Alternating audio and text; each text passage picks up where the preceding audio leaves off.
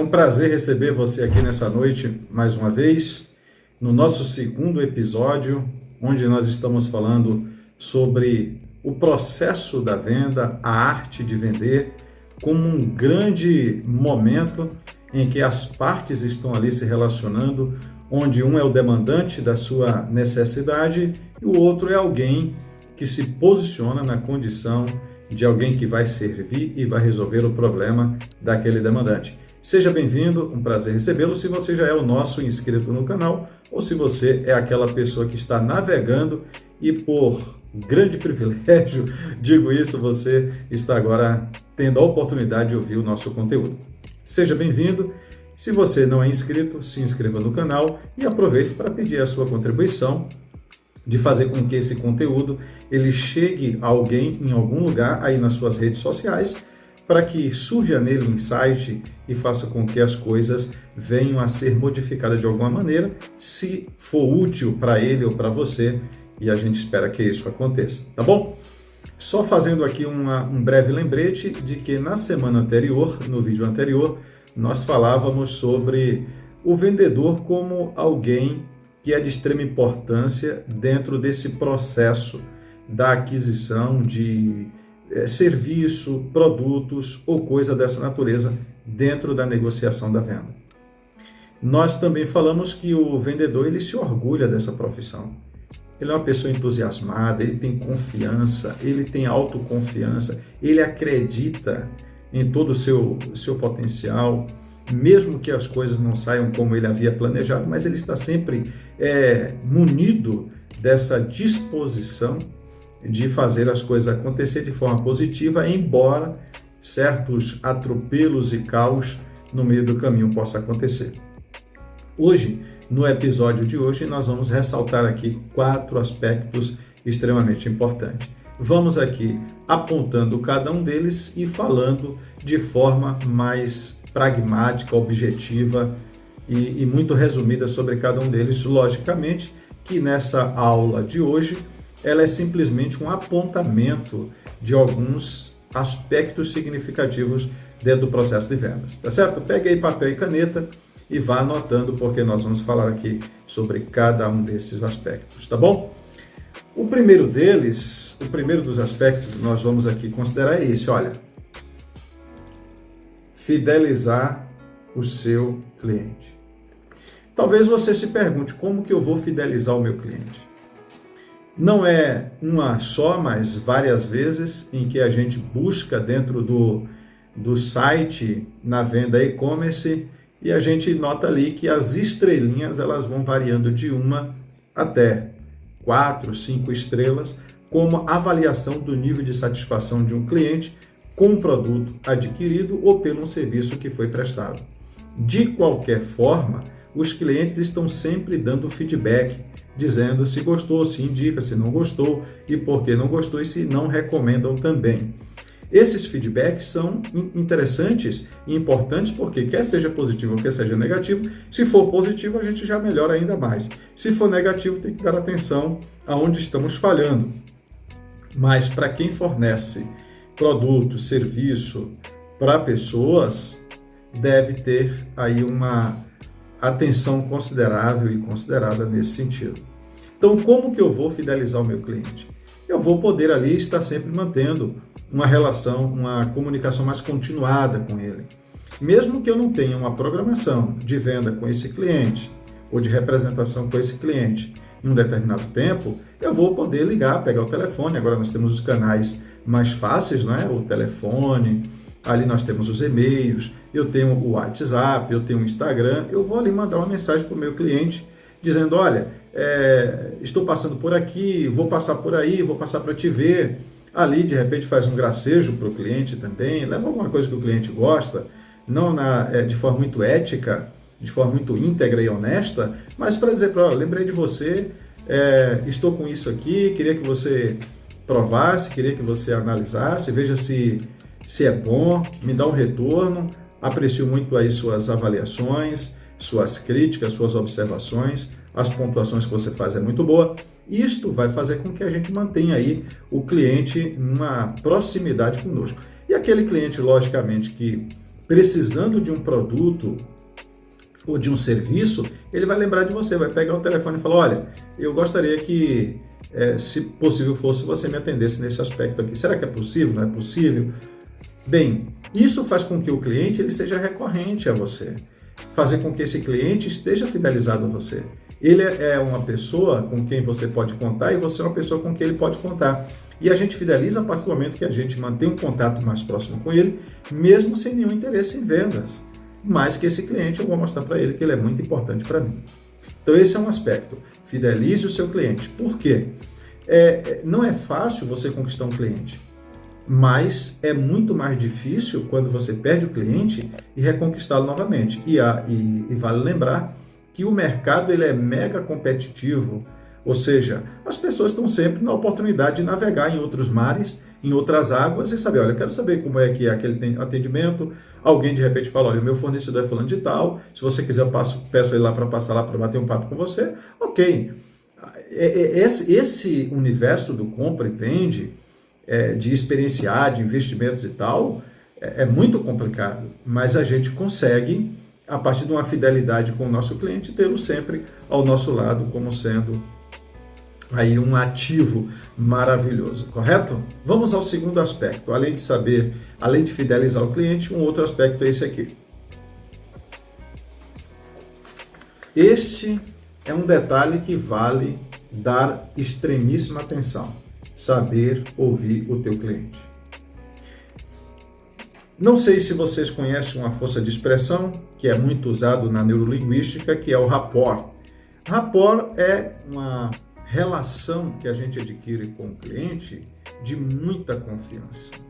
A gente, a partir do momento que a gente tem muita confiança e a gente estabelece ali o rapport, aquela linguagem mais empática com o meu cliente, eu vou poder ali, juntamente com ele, ouvindo com muita atenção, me colocando no lugar do cliente, ouvindo ali as suas dores, quais são seus medos, quais são suas expectativas.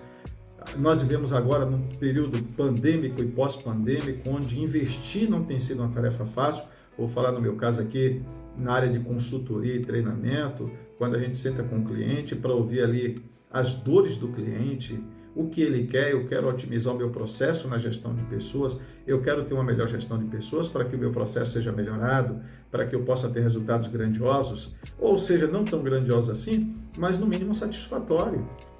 Investir naquela gestão de pessoas e às vezes até fora da minha própria área de abrangência, mas de repente dar uma sugestão para o meu cliente. Então faça isso, mesmo que você seja um vendedor, que você saiba que o tempo ele é muito importante, mas agora o tempo desse cliente eu tenho que valorizar. Eu tenho que dar atenção se ele tem, olha, só tenho 10 minutos para conversar com você hoje. Ok, converse com o cliente 10 minutos, mas que faça valer os 10 minutos dele. Faça valer uma hora dele, se é que vai ter um almoço, um jantar sobre tratar de um assunto, é um jantar de negócio, escute o seu cliente. Mas como que eu faço essa escuta? Deixando de estar muito ansioso, pensando numa resposta ou aprontando uma resposta para dar ao cliente, para vencer uma objeção, para superar ali e fazer também ali uma quebra de objeção, é ser uma pessoa mais relax, uma pessoa mais zen, uma pessoa mais tranquila, uma pessoa mais resiliente ao lidar com essas objeções do seu cliente. Quando o cliente diz, olha, eu gostaria de ter o teu produto, o teu serviço, ter a sua assistência, a sua consultoria, mas o momento para mim não é dos melhores, nós temos que ouvir essa dor do cliente. E por meio de algumas outras técnicas, algumas outras estratégias que você tem que ter como vendedor, você vai saber como contornar essa visão talvez mais negativista do teu cliente, aquela visão mais pessimista do seu cliente. Talvez ele teve perda financeira considerável, talvez a gestão de pessoas dele está fragmentada, ele não está conseguindo equalizar sua equipe, ele está lidando com uma sabotagem muito grande internamente, talvez aí com sócios na sociedade e coisa assim. Dentro dessa cadeia hierárquica dentro da própria empresa, ele pode estar tendo um problema. Então você tem que saber ouvir o teu cliente. Ouvir é controlar a ansiedade, esse impulso do querer falar. Bem, mas eu estou dizendo que um vendedor guerrilheiro, um vendedor de guerrilha, o que ele faz? Ele está desejoso para vender o produto dele. Ele está desejoso para fazer a venda dele. Mas, no entanto, ele sabe ouvir com atenção. Ele estabelece o rapport com o seu cliente. E o cliente percebe isso. Porque o que o cliente mais gosta? O que os clientes mais gostam? De falar sobre eles mesmos. Então, já que eles gostam de falar sobre si mesmos, dê atenção à atenção que ele merece. E quando a pessoa percebe que você o escuta com atenção, pode ter certeza que você já ganhou esse cliente. E ele não somente vai comprar de você, abrir a carteira e comprar de você, como também ele vai indicar você e o seu produto para outros. Você não quer perder, obviamente, né? Você não quer perder essa grande oportunidade. Então, controle a sua ansiedade, fique um pouco mais tranquilo, fique ali na posição de um bom ouvinte, mas aí vem o passo seguinte. Você não pode ser um ouvinte passivo sempre. Você tem que ser não também oportunista, mas um estrategista. E o próximo passo, já que você consegue manter um relacionamento mais estável com o teu cliente, você consegue fidelizar o teu cliente, você consegue ouvir o teu cliente com empatia, estabelecendo rapport. Outro aspecto significativo é esse aqui, olha, saber perguntar para o seu cliente. Bem, o que na verdade as perguntas revelam? As perguntas vão revelar a motivação do teu cliente. Bem, por que o cliente talvez esteja se perguntando por que eu devo comprar esse produto, por que eu devo adquirir essa consultoria agora? Por que eu devo fazer isso agora? Por que eu não devo fazer isso agora? Quais são as motivações? As perguntas vão poder revelar isso aí. Mas não é qualquer pergunta, é uma pergunta que revele os motivos por que o cliente está te buscando, por que o cliente quer aquele produto ou serviço seu. A pergunta também vai revelar quais são os medos que aquele cliente ele está tendo diante do cenário que ele está vivendo e dos investimentos que ele quer fazer ou de redução dos investimentos. Então vai revelar aí as motivações, mas também os medos. Vai revelar outro detalhe, por que ele quer usar o teu produto, o teu serviço, por que é importante ter isso agora? Por que eu não posso deixar de tê-lo agora? Eu tenho que usar. Você fazendo a pergunta certa, você vai identificar esse valor que ele está dando para o seu produto ou para o seu serviço agora.